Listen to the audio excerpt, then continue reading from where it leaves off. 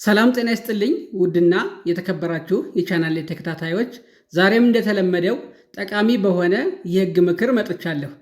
የዛሬ ርዕሰ ጉዳያችን ምን ይመስላል? እንግዲህ ገና ያልተወለደ ልጅ የአባቱን ንብረት መውረስ ይችላል ወይ የሚለውን የምናይ ይሆናል ማለት ነው። አንድ ሕፃን ልጅ ከተረገዘ በኋላ አባትየው ልጁ ሳይወለድ ሊሞት ይችላል።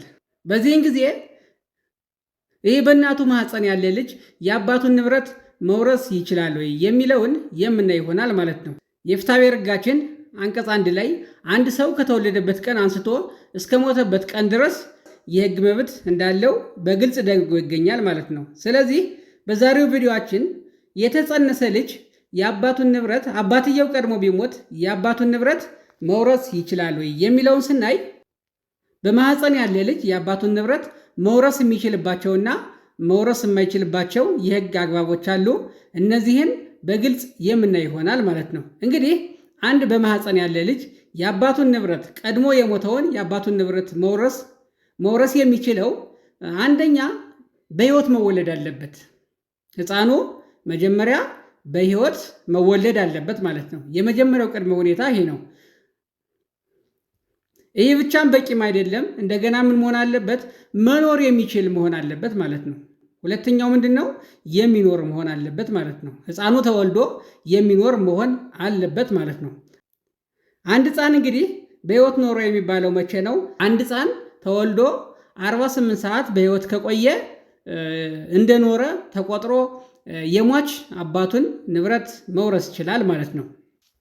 ነገር ግን አንድ ህፃን እንደተወለደ 48 ሰዓት ሳይቆይ የሞተ እንደሆነ የአባቱን ንብረት መውረስ አይችልም ማለት ነው። ምክንያቱም ምንም እንኳን በህይወት ቢወለድም ኖረ አያስብለውም ማለት ነው። ስለዚህ አንድ ህፃን ከተወለደ በህይወት ከእናቱ ማህፀን ከወጣ በኋላ ወይም ከተወለደ በኋላ 48 ሰዓት ከቆየ የአባቱን ንብረት መውረስ ይችላል ማለት ነው። ነገር ግን 48 ሰዓት ሳይቆይ ይህ ህፃን በህይወት ቢወለድም እንኳን የሞተ እንደሆነ የአባቱን ንብረት መውረስ አይችልም ማለት ነው።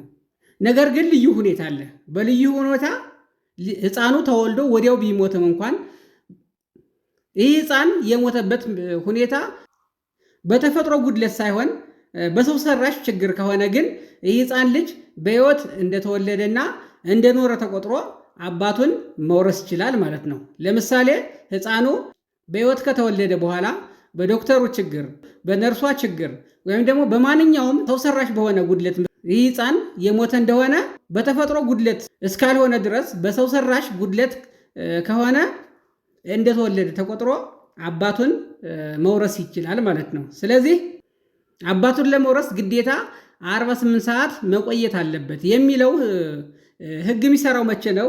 በተፈጥሮ ጉድለት ከሆነ ብቻ ነው ማለት ነው እንጂ በሰው ሰራሽ ጉድለት ከሆነ ህፃኑ ወዲያው እንደተወለደ ቢሆንም እንኳን በሰዎች ችግር ወይም ደግሞ ተፈጥሯዊ ባልሆነ ችግር ሰዎች በፈጠሩት ችግር ምክንያት ከሆነ ግን ይህ ህፃን በህይወት እንደተወለደና እንደኖረ ተቆጥሮ አባቱን ይወርሳል ማለት ነው።